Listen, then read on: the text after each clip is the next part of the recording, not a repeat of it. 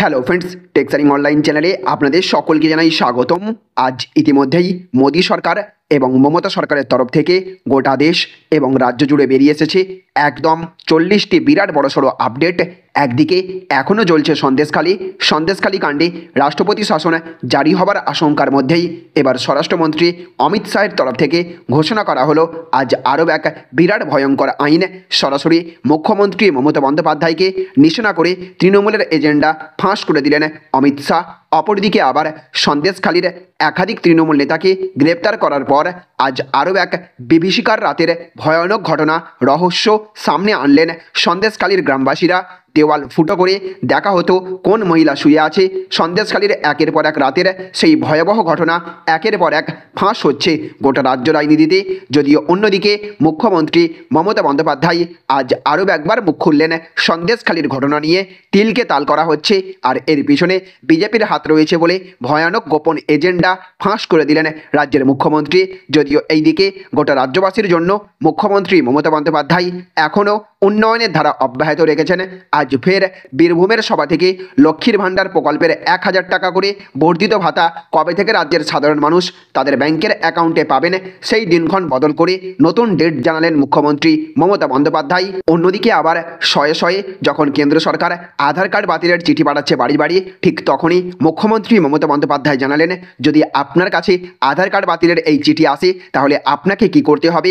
অন্যদিকে রয়েছে civic volunteer থেকে শুরু করে ঘরের টাকা, গাড়ির চালক থেকে শুরু করে প্যান কার্ড, ব্যাংকের বই নিয়ে একের পর এক বিরাট বড় বড় আপডেট মুখ্যমন্ত্রী মমতা বন্দ্যোপাধ্যায় এবং প্রধানমন্ত্রী মোদীর। এইদিকে আবার এই প্রথমবার মুখ্যমন্ত্রী মমতা বন্দ্যোপাধ্যায় যাচ্ছেন রিয়েলিটি শো দিদি নম্বর 1-এ। আর এই খবর চাউর হতেই গোটা রাজ্য রাজনীতি আবারও তোলপাড়, কারণ যেখানে এই মুহূর্তে সন্দেশখালী অগ্নিগর্ভ হয়ে রয়েছে সেখানে মুখ্যমন্ত্রী মমতা বন্দ্যোপাধ্যায় কিভাবে দিদি নম্বর 1-এর মতো এন্টারটেনমেন্ট রিয়েলিটি শোতে যাচ্ছেন সেই নিয়ে উঠছে প্রশ্ন। অপরদিকে আবার সন্দেশখালী কাণ্ডে বেরিয়ে আসলো আরও এক ব্যক্তির নাম, তার বিরুদ্ধেও শিবু হাজরা, উত্তম সর্দারের মতো একাধিক ভয়ানক অভিযোগ উঠছে।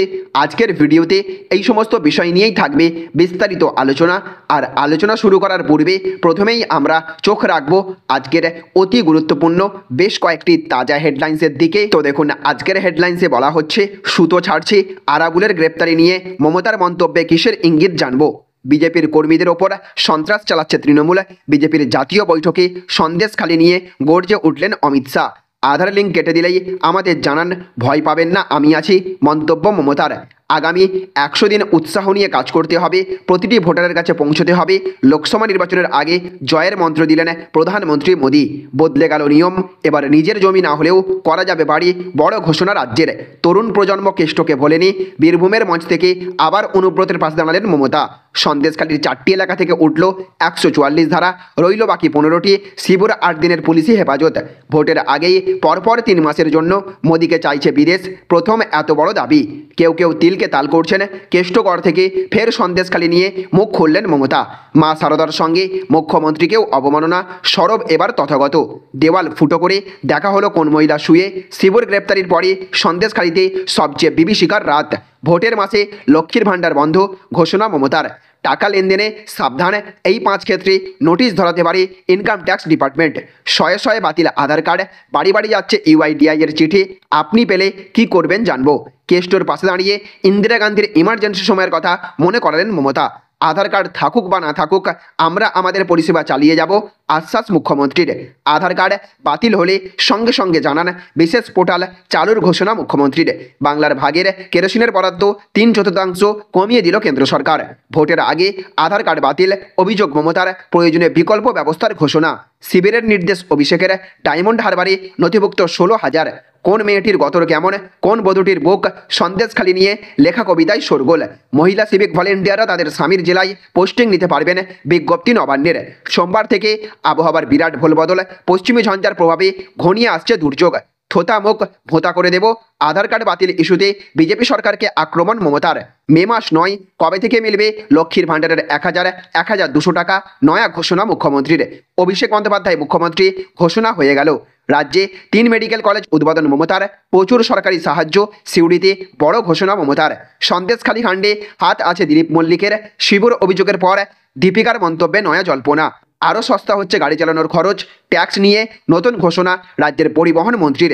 কি এই প্রধানমন্ত্রী বিশ্বকর্মা যোজনা, এই প্রকল্পের সুবিধা কিভাবে পাবেন দেখুন। প্যান কার্ডে এইরকম করলেই মোটা টাকা জরিমানা, জানিয়ে দিল আয়কর বিভাগ। আমি বাংলা মিডিয়ামের, ইংরেজিটা ভালো আসে না, এমন কিউট এমন সুইট পিএম আগে দেখিনি অকপট মমতা। দিদি যাচ্ছেন দিদি নম্বর ওয়ানে, এই প্রথম রিয়েলিটি শোতে মুখ্যমন্ত্রী। লোকসভা ভোটের ঘোষণা, বড় তথ্য জানিয়ে দিলেন মমতা। লোকসভা ভোট, রাজ্যে 28টি আসন জিতবে বিজেপি, জানা গেল বড় খবর। 2024-এ লোকসভা সহ সব ভোটের জন্য আমরা তৈরি, জানিয়ে দিল নির্বাচন কমিশনার।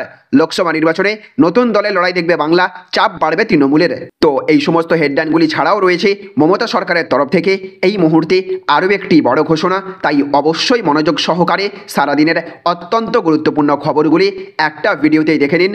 আর এই ভিডিওটি শুরু করার পূর্বে আপনাদের কাছে ছোট্ট একটা অনুরোধ, অবশ্যই এই ভিডিওটা লাইক করে দেবেন এবং জনস্বার্থে ভিডিওটিকে প্রচুর পরিমাণে শেয়ার করবেন। আর আপনি এই মুহূর্তে কোন জেলার কোন ব্লক থেকে এই ভিডিওটি দেখছেন অবশ্যই ভিডিওর কমেন্ট বক্সে লিখে জানিয়ে দেবেন। তো দেখুন, আজকের প্রথম খবরেই বলা হচ্ছে দেওয়াল ফুটো করে দেখা হলো কোন মহিলা শুয়ে। শিবুর গ্রেপ্তারির পরই সন্দেশখালীতে সবচেয়ে বিভীষিকার রাত। তো শিবু হাজরা গ্রেপ্তার হয়েছে, কিন্তু তা থেকে সন্দেশখালী কিন্তু এখনও রয়েছে সন্দেশখালীতেই। আজও স্বস্তির নিঃশ্বাস ফেলতে পারছেন না গ্রামের মহিলারা। শিবু হাজরার গ্রেপ্তারির রাতেই বাড়িতে চলল হামলা। বেড়ার ঘরের দেওয়াল ফুটো করে দেখা হলো ঘরের ভিতরে কোন মহিলা শুয়ে। পুলিশ পোশাক পরেও হামলার অভিযোগ। যিনি গোপন জবানবন্দি দিয়ে এসেছিলেন ম্যাজিস্ট্রেটের কাছে, তার বাড়িতেই রাতে ঘটল ভয়ঙ্কর ঘটনা। আর ভয়ঙ্কর এই অভিযোগ ঘিরে আবারও তপ্ত হলো সন্দেশখালীর মাটি। সন্দেশখালীর শিবু হাজরা উত্তম সর্দারদের বিরুদ্ধে গর্জে উঠেছিলেন, বাচ্চা কোলে নিয়ে মুখ খুলেছিলেন বাংলার ক্যামেরার সামনে। অভিযোগ করেছিলেন শিবু হাজরা লোক বাড়িতে ঢুকে হামলা চালিয়েছিলেন। ম্যাজিস্ট্রেটের কাছে গোপন জবানবন্দি দিয়ে আসার পর থেকে রেহাই নেই। শনিবার সন্ধ্যায় অভিযুক্ত শিবু হাজরা গ্রেপ্তার হয়েছেন। সন্ধ্যা থেকে সন্দেশখালীতে ছিল উৎসবের মেজাজ, মানুষ মিষ্টি মুখ করেছেন। কিন্তু রাতেই জানান দিল সন্ত্রাস। গোপন জবানবন্দি দেওয়া ওই মহিলার বাড়িতে পুলিশের পোশাকে ঢুকে হামলার অভিযোগ উঠল। কিন্তু পুলিশের পোশাকে কেন হামলা? পুলিশের বক্তব্য, পুলিশই এসেছিল তবে মহিলার নিরাপত্তার জন্য। ওই মহিলার বক্তব্য অনুযায়ী গ্রামের মানুষরা দেখেছেন কি হয়েছে। গ্রামের মানুষ পুলিশকে বলেছে, কিন্তু পুলিশ বলছে আমরা নাকি সেফটির জন্যই ওরা এসেছিল। তাই যদি হয় তাহলে ঘর ভাঙলো কে? পুলিশের ভিতরে কিভাবে দুর্নীতিগ্রস্ত লোক ঢুকলো? সকালেও পুলিশ এসেছিল, এবার পুলিশ বলছে না, পুলিশের লোক এটা করতে পারে না। পুলিশ যদি না হয় তাহলে দুর্নীতিগ্রস্ত লোকই ঢুকেছিল, আমি আড়ালে ছিলাম বলে মারতে পারিনি, আমরা লিখিত অভিযোগ করব। তিনি আরও বলেছেন, আমার শ্বশুর বলেন পুলিশ এসেছিল, আমাদের মারধর করছে। গোপন জবানবন্দি দেওয়ার পরই আমার সঙ্গে এই ধরনের ঘটনা ঘটছে। আমার স্বামী বাইরে রয়েছে, আমি বাচ্চা নিয়ে লুকিয়ে রয়েছে, আমি রাতে থাকলে আজ টিভিতে আমার বডি দেখাতো। এদিকে আবার আজকের আরও একটি বড় খবর, কেউ কেউ তিলকে তাল করছেন। কেষ্টগড় থেকে ফের সন্দেশখালী নিয়ে মুখ খুললেন মমতা। তো হাতে আর মাত্র কটা দিন, সলতে পাকানোর কাজও প্রায় শেষ করে ফেলেছে সব রাজনৈতিক দলই। শেষ মুহূর্তের প্রচারে জোর কদমে ঝাঁপিয়েছে সব রাজনৈতিক দলই। মার্চের দ্বিতীয় সপ্তাহে ঘোষণা হতে পারে ভোটের দিনক্ষণ, এই জল্পনা শোনা যাচ্ছেই। এরই মধ্যে সিউড়িতে প্রশাসনিক সভায় মুখ্যমন্ত্রী মমতা বন্দ্যোপাধ্যায়, সেখানেই সন্দেশখালী কাণ্ড নিয়ে ফের মুখ খুলতে দেখা গেল তাঁকে। পরিষ্কার বললেন, মানুষের ওপর অত্যাচার হলে আমাদের সরকার ব্যবস্থা নেয়। একটা ঘটনা ঘটেছে, প্রথমে ইডিকে পাঠিয়েছে, তারপর ইডিকে সঙ্গে নিয়ে বিজেপি ঢুকেছে, কিছু মিডিয়া ঢুকেছে, তিলকে তাল করছে। আমি অফিসার পাঠাবো, যার যা অভিযোগ আছে তারা শুনবে। যদি কেউ মনে করে কারো কাছ থেকে কেউ কিছু নিয়েছে তাহলে সেটাও ফিরিয়ে দেওয়া হবে। এটা মনে রাখবেন, আমি যখন যেটা বলি আমি সেটা করি। কোনো মহিলা আজ পর্যন্ত কোনো এফআইআর অভিযোগ করেনি। আমি পুলিশকে বলেছি সুমোটো কেস করতে। আমাদের ব্লক প্রেসিডেন্ট গ্রেপ্তার হয়েছে, বাঙড়ে আরাবুল তো গ্রেপ্তার হয়েছে। তোমরা কতজনকে অ্যারেস্ট করেছো? আমি কি পারি না গদ্দারদের গ্রেপ্তার করতে? একটু সময় দিচ্ছি, সুতো দিচ্ছি। তো দেখুন, আজকের আরও একটি বড় খবর, সন্দেশখালী কাণ্ডে হাত আছে দিলীপ মল্লিকের। শিবুর অভিযোগের পর দীপিকার মন্তব্যে নয়া জল্পনা। তো গণধর্ষণ এবং খুনের চেষ্টার অভিযোগে নেজার থেকে গ্রেপ্তার হয়েছে শিবু হাজরা।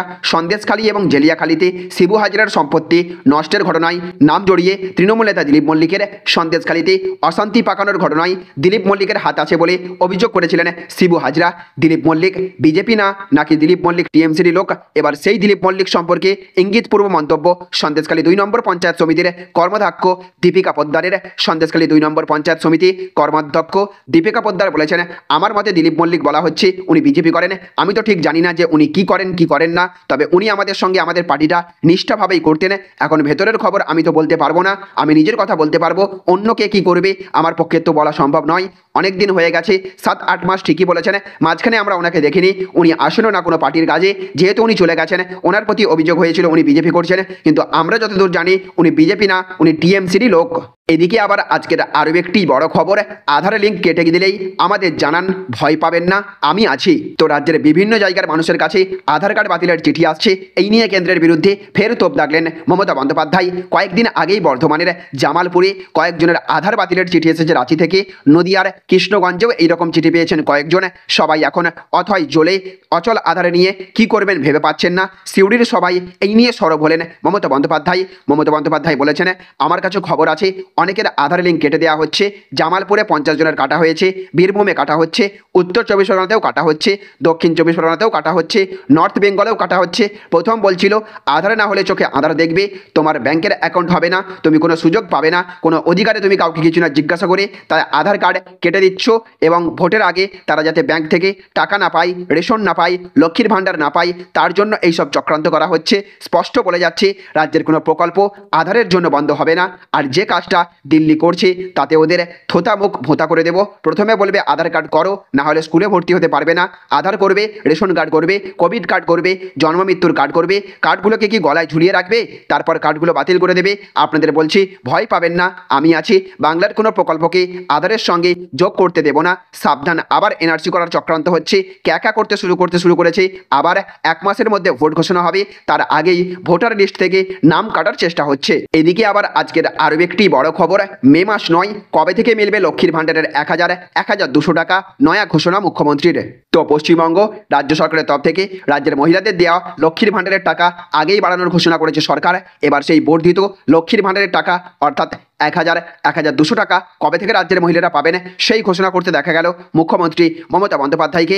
মুখ্যমন্ত্রী মমতা বন্দ্যোপাধ্যায় চলতি বছরে রাজ্য বাজেটে সাধারণ মহিলাদের জন্য লক্ষ্মীর ভাণ্ডার প্রকল্পের 500 টাকা থেকে বাড়িয়ে 1000 টাকা এবং তপশিলি জাতীয় উপজাতি শ্রেণীর মহিলাদের 1000 টাকা থেকে বাড়িয়ে 1200 টাকা করার ঘোষণা করেছিল।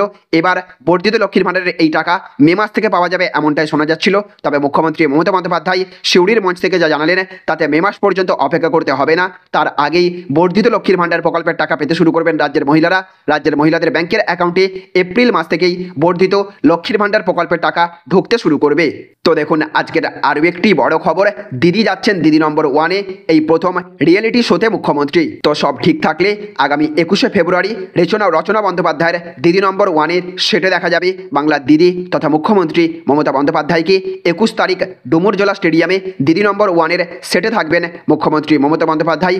দিদি যেহেতু এই প্রথম রিয়েলিটি শোয়ের সেটে যেতে পারেন, সেই কারণেই 18 তারিখ নিরাপত্তা সংক্রান্ত মিটিং ডেকেছিল রাজ্যের ডিরেক্টর সিকিউরিটি। সকাল 11টা নাগাদ অ্যাডভান্স সিকিউরিটি লিয়াজো মিটিং ডাকা হয়েছিল। কয়েকদিন আগেই কার্তিক বন্দ্যোপাধ্যায় তথা মমতা বন্দ্যোপাধ্যায়ের ভাইয়ের সঙ্গে নবান্নে গিয়ে মুখ্যমন্ত্রীর সঙ্গে দেখা করেছিলেন রচনা। মনে করা হচ্ছে সেই দিনই মুখ্যমন্ত্রী মমতা বন্দ্যোপাধ্যায়কে দিদি নম্বর 1-এ আসার জন্য প্রস্তাব দিয়েছিলেন রচনা, আর সেই প্রস্তাবে রাজিও হয়েছেন বাংলার দিদি। এই প্রথম কোনো রিয়েলিটি শোতে যেতে চলেছেন মুখ্যমন্ত্রী মমতা বন্দ্যোপাধ্যায়, তাই আঁটোসাঁটো নিরাপত্তা বেষ্টনী থাকবে, এটা স্বাভাবিক। নবান্ন সূত্রের খবর, সেই কারণেই নিরাপত্তা সংক্রান্ত মিটিং ডাকা হয়েছিল। সব ঠিক থাকলে 21 তারিখ দিদি নম্বর 1-এর শুটিং সেটে যেতে পারেন মুখ্যমন্ত্রী মমতা বন্দ্যোপাধ্যায়। তো দেখুন আজকের অন্তিম আপডেট, লোকসভা নির্বাচনে নতুন দলের লড়াই দেখবে বাংলা, চাপ বাড়বে তৃণমূলের। তো আসন্ন লোকসভা নির্বাচনে নতুন একটি রাজনৈতিক দলের লড়াই দেখবে Bangla. Trinamool, BJP, CPM, Congress, ISF এর পাশাপাশি 2024 সালের লোকসভা ভোটে পশ্চিমবঙ্গে লড়বে social Democratic party of India. সম্প্রতি ওই দলের তরফে এই ঘোষণা করা হয়েছে। পশ্চিমবঙ্গের 7টি লোকসভা আসনে লড়ার কথা ঘোষণা করেছে এই দল। তবে পশ্চিমবঙ্গের পাশাপাশি দেশের অন্যান্য রাজ্য থেকেও প্রতিদ্বন্দ্বিতা করবে এই রাজনৈতিক দল।